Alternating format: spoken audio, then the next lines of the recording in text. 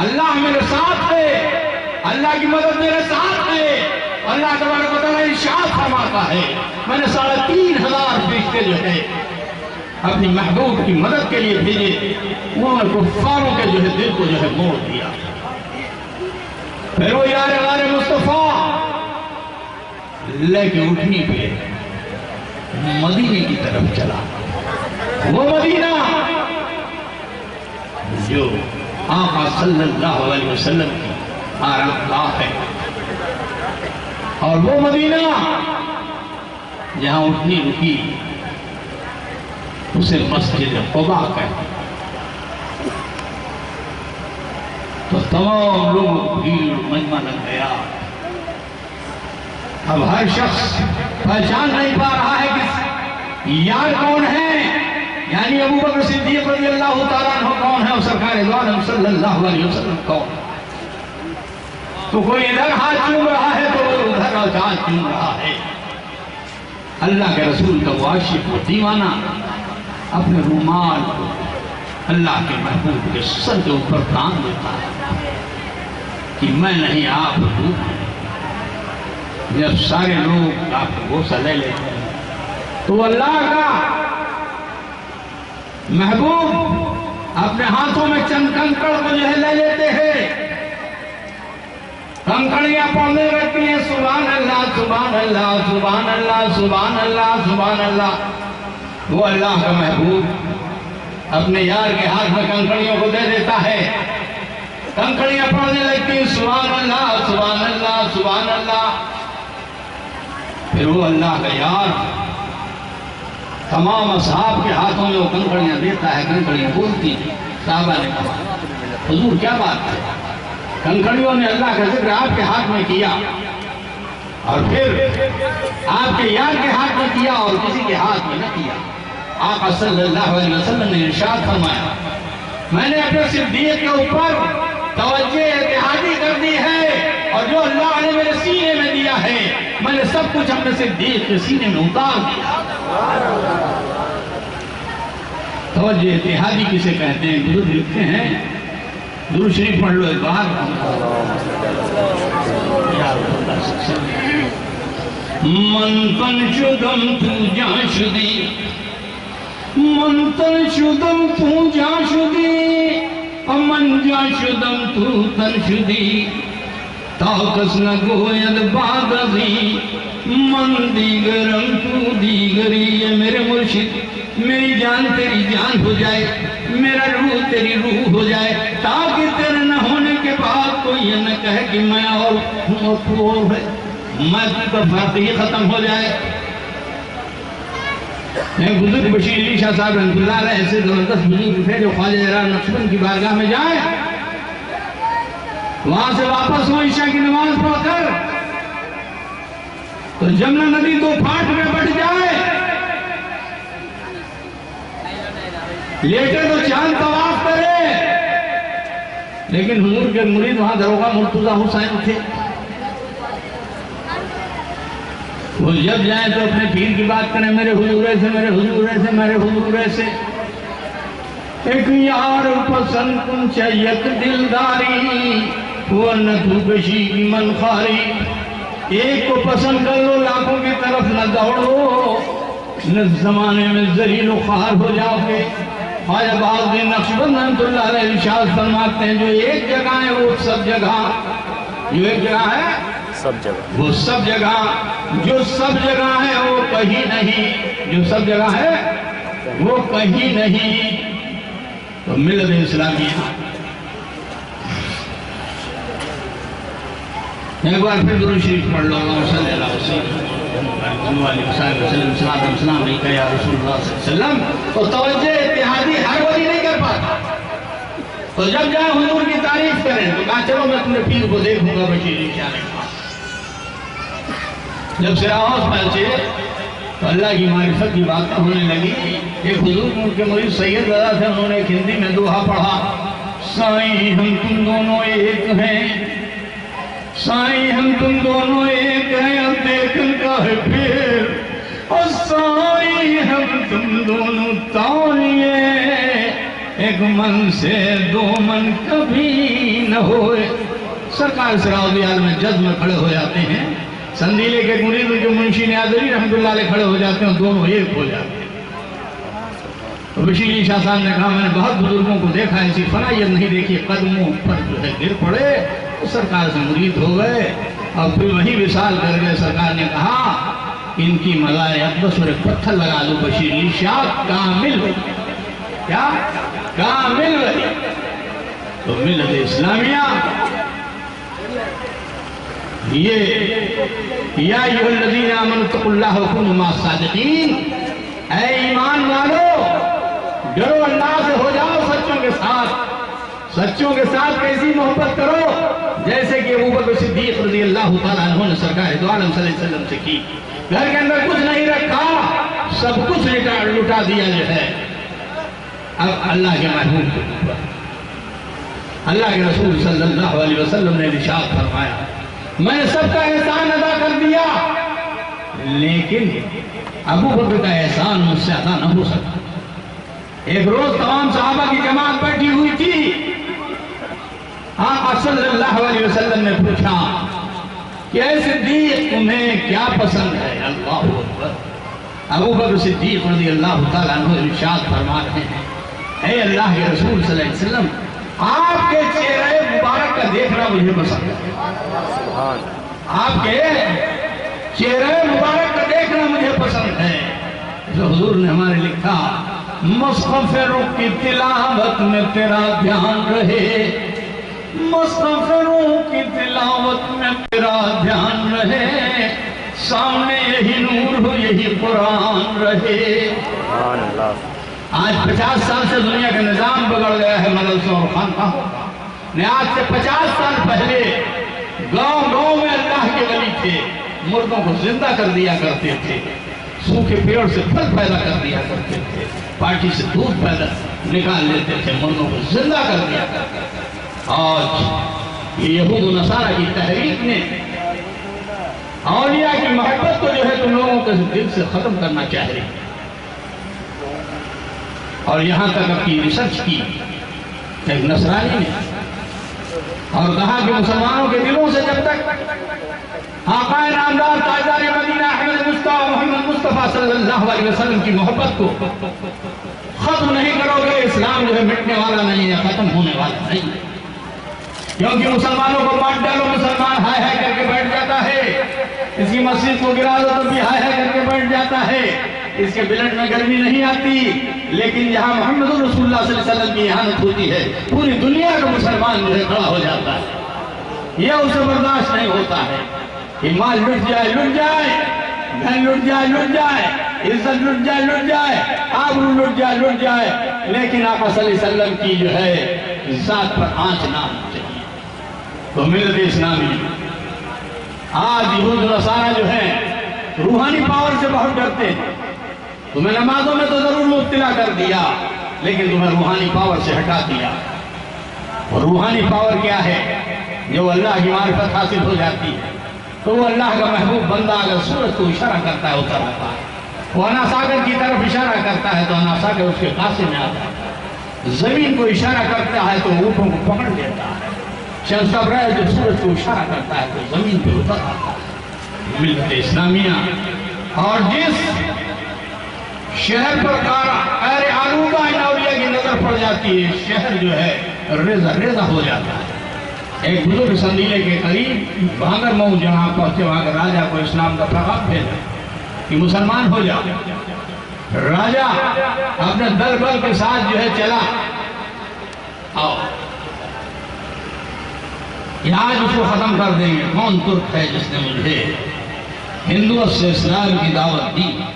اب 7 مرید پیچھے بیٹھے ہوں, پیر صاحب آسن لگائے, نماز فجر کے بعد مراقبے میں بیٹھے ہیں. تو فکر الساعۃ عبادت صدر سقلائے, جو 1 گھنٹے کے لیے رب کی فکر میں بیٹھ جاتا ہے اس کی وہ بندگی دونوں جہاں کی عبادت سے بہتر ہو جاتی ہے.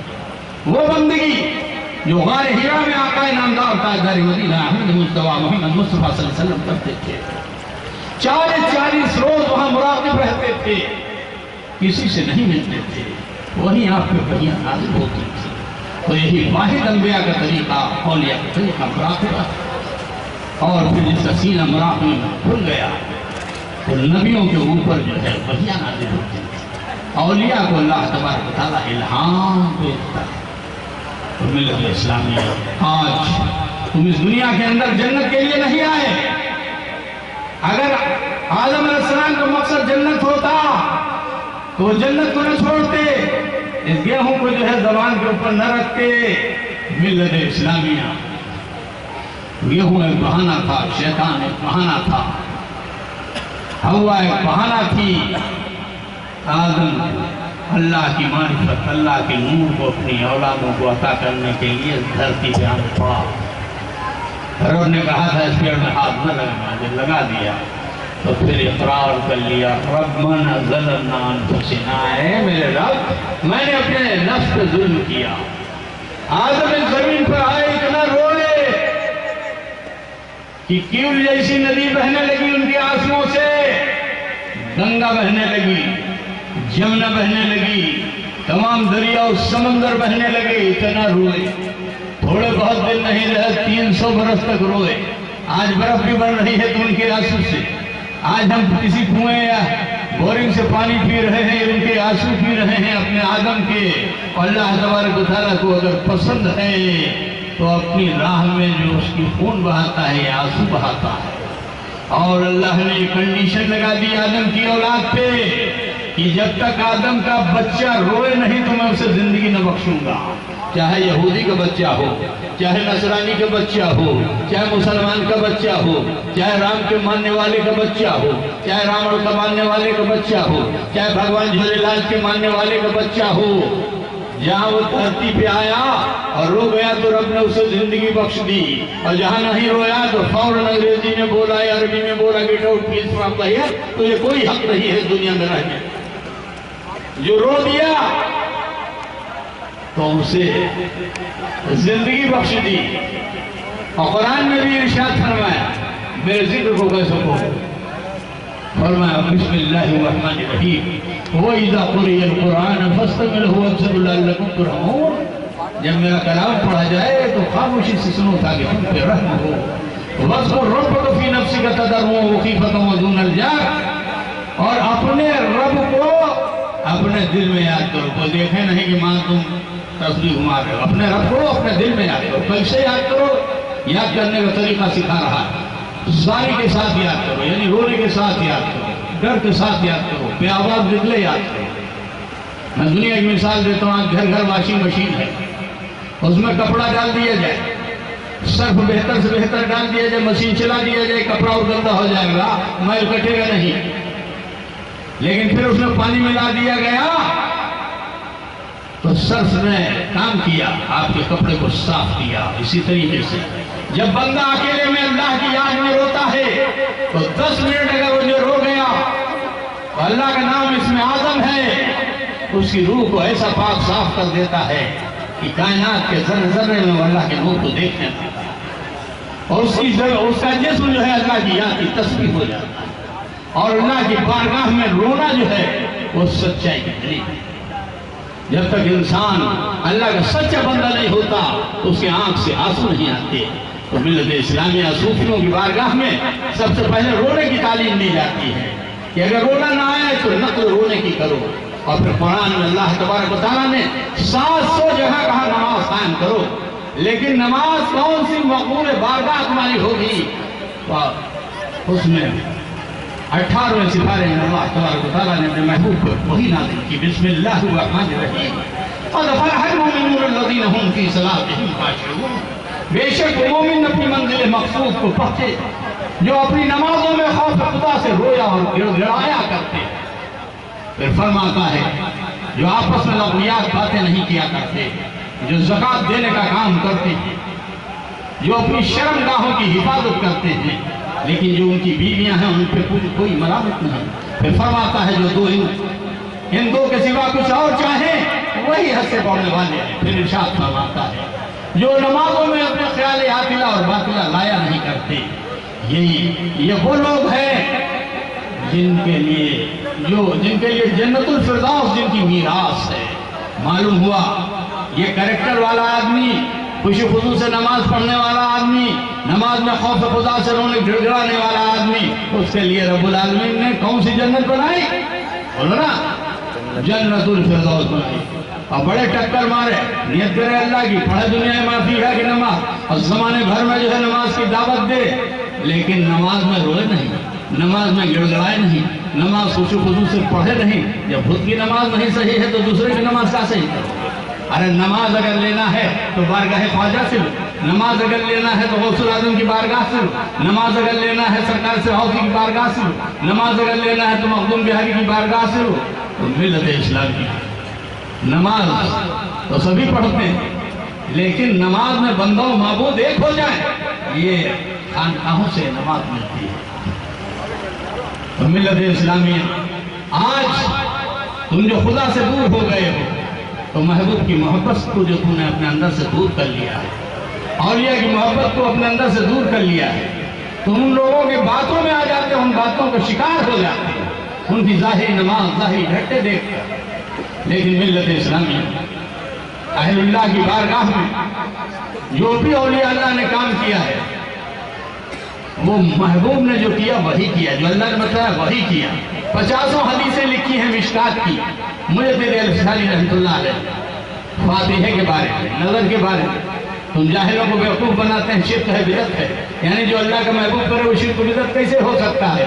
ملت اسلامیہ، اللہ کے رسول صلی اللہ علیہ وسلم ارشاد فرماتے ہیں، جب مردے کے اوپر اپنے کوئی زندہ جو ہے قرآن پڑھتا ہے، کلمہ پڑھتا ہے، بخشتا ہے، تو اس کو اس طریقے کا ثواب ملتا ہے، پہاڑوں کے مانند ثواب ملتا ہے۔ ملت اسلامیہ، جب ابو بکر صدیق رضی اللہ تعالیٰ عنہ کے صاحبزادے جو ہیں مثال فرماتے ہیں، تو بی بی عائشہ صدیقہ رضی اللہ تعالیٰ عنہ سینکڑوں اونٹوں کو ذبح کر کے جو ہے فاتحہ کر کے تمام مسلمانوں کو کھانا کھلاتی ہے۔ پھر ہر سال جو ہے محمد رسول اللہ صلی اللہ علیہ وسلم ایک بکری ذبح کر کے اپنی زوجہ بی بی خداجہ رضی اللہ تعالیٰ عنہ اور فاتحہ کرتے تھے، نظر کرتے تھے۔ جو کام محبوب کرے وہ کیسے شرک ہوگا، جو کام محبوب کرے وہ بدعت کیسے ہوگا۔ سب سے پہلی سورۃ فتح کی جو ہے وہی نازل ہوئی ہے محمد رسول اللہ صلی اللہ علیہ وسلم پہ، بسم اللہ الرحمن الرحیم، ان الذین یبایعونک انما یبایعون اللہ ید اللہ فوق ایدیہم۔ اے میرے محبوب، یہ جو آپ سے بیعت ہو رہے ہیں، بیعت کے معنی اپنے کو بیچ دینا، مرید کے معنی اپنے آپ کو بیچ دینا، فرما رہا ہے واقعی میں حقیقت میں میرے محبوب یہ مجھ سے بیعت ہو رہے ہیں، ید اللہ فوق ایدیہم، یہ آپ کا ہاتھ نہیں ہے، یہ میرا ہاتھ ہے۔ تو محبوب کے ہاتھوں پہ بیعت ہو جانا، اللہ کے ہاتھوں میں بیعت ہو جانا، محبوب سے بیعت ہو جانا، اللہ سے بیعت ہو جانا۔ ہمارے حضور کے اول خلیفہ یہاں لکھتے ہیں، جو ستمگر کے در پہ جائے قدم جگ سے نہ ہٹنے پائے، وہی جان باز عاشق جو اس کے کوچے سے مر کے جائے، کر کوئی لاکھ نفس و عمل کوئی سکھائے، مثال اس کا نہ آتا ہے خود ہی کو جب تک نہ خود مٹائے۔ جب تک انسان کے اندر خود ہی چاہے علم کی ہو، چاہے شریعت کی ہو، چاہے دولت کی ہو، چاہے بدن کی طاقت کی ہو، چاہے کرسی کی ہو، جب تمام خودیوں کو اپنے اندر سے جو ہے مٹا دیتا ہے، اسے خود ہی مٹانا پڑتی ہے، تو اس کی زبان سے خدا بولنے لگتا ہے، اس کے ہاتھ سے اللہ پکڑنے لگتا ہے، اس کی نظروں سے اللہ دیکھنے لگتا ہے۔ ملت اسلامی، تو اللہ کا ہاتھ محمد رسول اللہ صلی اللہ علیہ وسلم کا ہاتھ ہے۔ اللہ نے کہ رسول نے جو مٹی پھینکی، اللہ فرماتا ہے میرے محبوب تم نے نہیں، وہ مٹی میں نے جو ہے پھینکی، تو مٹی وہ پھینک دیں تو اللہ پھینکے، جس پہ نظر ڈال دیں تو اللہ کی نظر پڑ جائے، تو کوئی آدم ہو جائے تو کوئی حوا ہو جائے، کوئی ابراہیم ہو جائے، یعنی جتنے نبی آئے، ایک نبی سے دوسرے نبی میں جو نور منتقل ہوا وہ آقا صلی اللہ علیہ وسلم کا نور تھا۔ تو کہیں آقا صلی اللہ علیہ وسلم کا نور آدم بن کے چمکا، کہیں شیش بن کے چمکا، کہیں نوح بن کے چمکا، کہیں زکریا بن کے چمکا، کہیں موسیٰ بن کے چمکا، کہیں عیسیٰ بن کے چمکا۔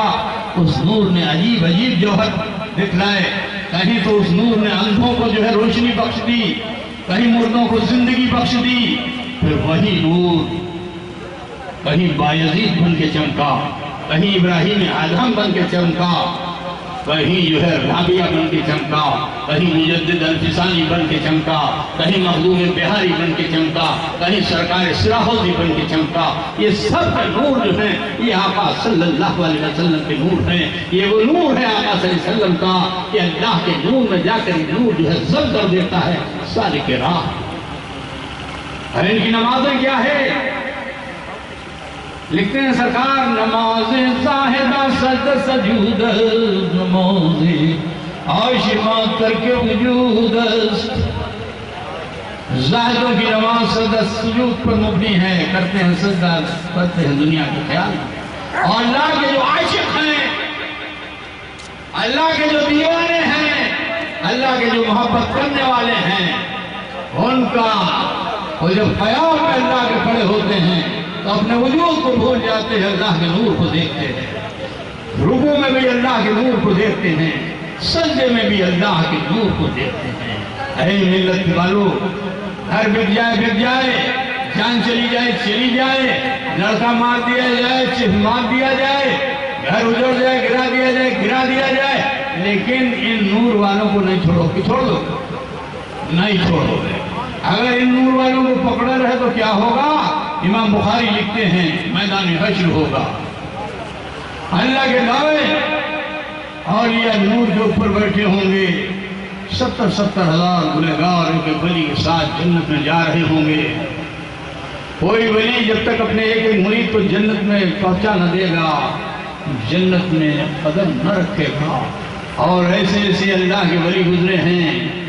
آقا صلی اللہ علیہ وسلم بیٹھے تھے اپنے اصحاب کے ساتھ، ایک شخص بکری کو لے کر کان پکڑے جو ہے لیے جا رہا تھا، بکری بڑی مضبوط تھی، کھینچے لیے چلا جا رہا تھا۔ آقا صلی اللہ علیہ وسلم نے ارشاد فرمایا ہے میرے صحابیوں، ایسے میری امت میں لوگ پیدا ہوں گے کہ جیسے بکری جو ہے ساتھ اس کے ہاتھ میں مجبور ہے، جہنم بھی مجبور ہوگی، تو اس پہ لکھا بایزید بستامی نے جو امت محمدیہ ڈری ہوئی ہوگی تو بایزید اپنی ٹانگ کو جو ہے جہنم میں ڈال دے گا، جہنم جو ہے سرد ہو جائے گی، جہنم سرد ہو جائے گی۔ اور سرکار سراہوزی نے اس لنگر کے بارے میں بتلایا، جو میرے لنگر کو عقیدت و محبت سے ایک دانہ کھا لے گا، شد محبت لگائی، کیونکہ محبت والی نسبت ہے، تو میں آخرت میں اس کی شفاعت کرا۔ تو تم لوگ لنگر کو کھانا، میرے ہاتھوں میں 65 روٹس ہیں، چاہے وہ چھوٹا ہو چاہے لاکھوں آدمیوں کا ہو، لیکن اس میں شرط مسلمانی ہے، اگر کافر بھی کوئی آ جائے تو اسی خیال سے میرا لنگر ہر جگہ چالو ہوتا ہے کہ حضور صلی اللہ علیہ وسلم کی امت کو زیادہ سے زیادہ میرے سرکار سراہوزی بخشا دے۔ وَمَا عَلَيْنَا إِلَّا الْبَلَاغُ۔ ابھی فاتحہ ہوگا، جب تک شانو میاں سے میں کہہ رہا ہوں کچھ نعت وغیرہ